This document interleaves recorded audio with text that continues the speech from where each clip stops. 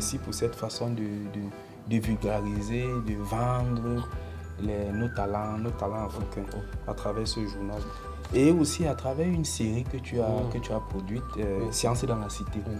Qu'est-ce qui fait à ce que tu t'intéresses au cinéma en tant que chercheur? Parce que en Afrique, il est difficile pour nous de comprendre et de comprendre qu'un chercheur se retrouve dans le cinéma. Bon, en fait, c'est là où tu comprends qu'on a un manque criant de culture et de sciences, parce que c'est les scientifiques qui ont commencé le cinéma. Le cinéma n'a pas commencé par les artistes, on est d'accord.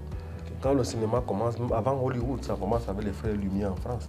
Le cinéma est fait pour montrer, lorsque quelqu'un avait un résultat scientifique, il y avait ce qu'on appelle les échafaudages de vulgarisation, donc la place publique, non. Ce qu'on appelle le Parlement chez nous au pays. Donc, on montait là-bas et il faisait quelques films photographiques. Je te prends un exemple simple. Il y a quelqu'un qui voulait montrer la vie marine.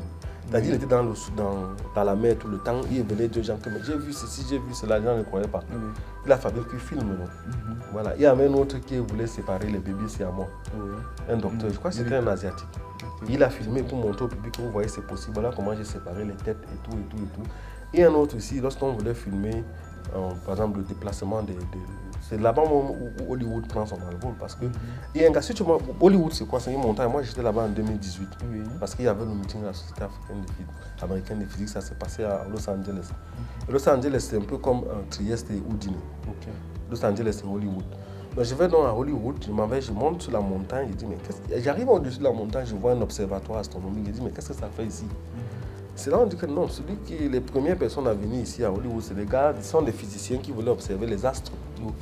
Pour montrer aux gens qu'il y a les astres qui se déplacent et tout, machin et tout. Donc c'est comme ça qu'en filmant, c'est là où le film arrive, tu vois un peu. Donc maintenant, les films, avant c'était rien que les images, tu vois, des images photographiques. Non. Après, il y a eu des progrès, les gens ont commencé à animer les images. Parce qu'il y avait d'abord, avant, les dessins, avant d'avoir les dessins animés. On est d'accord. Donc maintenant, on prenait, le point c'était un intervalle de temps avec lequel on filmait. Tu me rappelles même qu'à l'époque, quand on était petit, il y avait un genre d'appareil sur lequel on faisait défiler une série d'images. Tu vois, et maintenant, si tu prends les images avec un intervalle de temps grand, ça ne va pas être intéressant. Mais si les intervalles sont courts, tu vois un peu, là tu peux animer facilement et les transitions sont plus faciles. Parce que le film qu'on est en train de faire, c'est quoi? C'est un appareil qui filme avec une périodicité très élevée. Tu vois un peu, parce qu'on ne se rend pas compte que ce sont des films, statiques, tu vois un peu, non? Ou bien en d'autres termes, ce sont des photos. Ce sont des photos, qui misent ensemble. Le numérique, ça veut dire que ce sont des petits intervalles comme ça. Voilà, donc ce sont des photos mises ensemble, mais avec un intervalle très très petit, tu as l'impression que c'est du continu. Voilà. Donc c'est comme ça que la science commence, le cinéma commence à la science. Les premiers acteurs de cinéma sont les scientifiques. Donc on a d'abord voulu vulgariser les résultats de la science dans le cinéma, avant que maintenant l'art dramatique est venu, ceci, les gens ont commencé, même l'observatoire astronomique, les gens ont commencé à louer ça, tu vois un peu, et mettre soit l'art contemporain ou bien l'art égyptien. Il y a beaucoup de films qui sont passés dans l'observatoire, là, qu'on a tourné, je crois, Arnold Schwarzenegger a joué certains films là-bas, ou bien je ne sais pas c'était quel film, j'ai oublié. Donc, les gens louaient ça sous forme de plateau, non? Toi, tu es dans l'audiovisuel, donc on veut ton plateau aussi pour tourner. C'est comme ça donc que les gens ont commencé, et les réalisateurs qui rêvaient beaucoup ont commencé à venir habiter. C'est une montagne. Les gens ont commencé à venir acheter les terrains, construire leurs maisons. C'est comme ça que du haut de la montagne, quand tu descends, tu vois les maisons des stars. Tu vois un peu. Parce que c'est les premiers réalisateurs qui voulaient vivre là-bas, se filmer. Ils sont installés sur le mont, la montagne d'Hollywood. Bon, peut-être d'autres sont morts, ils ont vendu les maisons. Maintenant, après, c'est devenu du luxe. Tu vois. Les grands acteurs ont commencé à acheter des maisons là-bas et vivre. Donc, on quitte de la science pour venir dans l'art dramatique, la comédie. Maintenant, les gens ont l'impression que Hollywood, ce sont les gens de la comédie ou du drame qui sont arrivés là-bas en premier. Non, ce sont des scientifiques. Stéphane, vraiment, ça fait un plaisir de t'avoir sur notre plateau. Je vais comme ça sur ce pas te demander, quel est ton mot de fin? Qu'est-ce que tu peux dire à tous ceux qui nous regardent? Le mot de fin, c'est surtout aux scientifiques. Les scientifiques doivent s'engager, sortir des labos, parce que c'est l'engagement scientifique qui booste l'intérêt des décideurs qui sont les politiques qui vont investir dans la science. Les scientifiques ne doivent pas rester carrés dans son labo et faire la science. Non. Le savant ou bien l'inventeur, c'est celui qui améliore les conditions de vie de la cité. On est d'accord. Donc c'est même pour ça que j'ai fait cette série Science dans la cité. C'est-à-dire pour amener la science au cœur de la cité, tu vois. Le décor principal, c'est un bar. Tu vois, j'ai engagé la majorité des célébrités camerounaises. Et nous faisons une campagne africaine où on part. Ce sont les acteurs de cinéma qui partent dans les universités pour sortir les scientifiques des labos. Tu vois un peu. Pourquoi? Parce qu'à chaque fois qu'on arrive à un événement, tu vois, bon, comme ils viennent avec les Starmania, là, ça intéresse les gens. Maintenant, j'ai dit à mes collègues, vous voyez, si c'est qu'ils jouent toi, par exemple, je prends le docteur Komlan qui nous a reçu au Togo. Komlan, si c'est toi qu'on joue à l'écran, si lui joue toi comme toi à l'écran, ta recherche à l'écran, tu sais combien de vocations ça va créer. Tu vois un peu. Donc, c'est en fait ça le but pour qu'ils sortent, tu vois. Parce que tu connais comment ça fonctionne chez nous, on a institutionnalisé le buzz.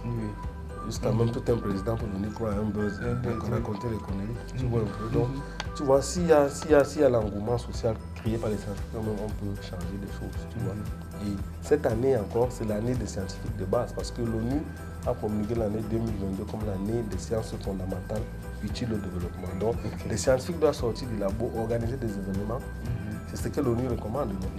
Et pour montrer que les mathématiques, la physique qui font bien la chimie là, dans le laboratoire, voilà à quoi ça sert.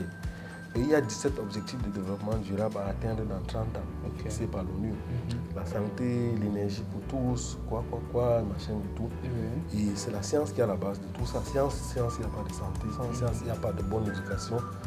Parce que peut-être il n'y aura pas de moyens de faire des projections Zoom et tout. Sans science, il n'y a pas, qu'est-ce que je veux dire, l'énergie.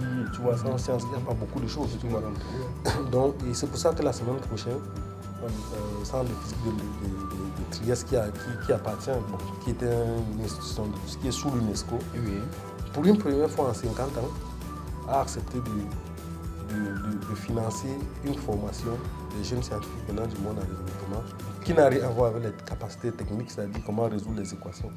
Pour une fois, ils ont dit comment on va donner un peu d'argent, comme ce n'était pas beaucoup, pour que vous formez les jeunes scientifiques venant des pays développés à se vendre, à communiquer, à parler aux décideurs, à prendre des initiatives.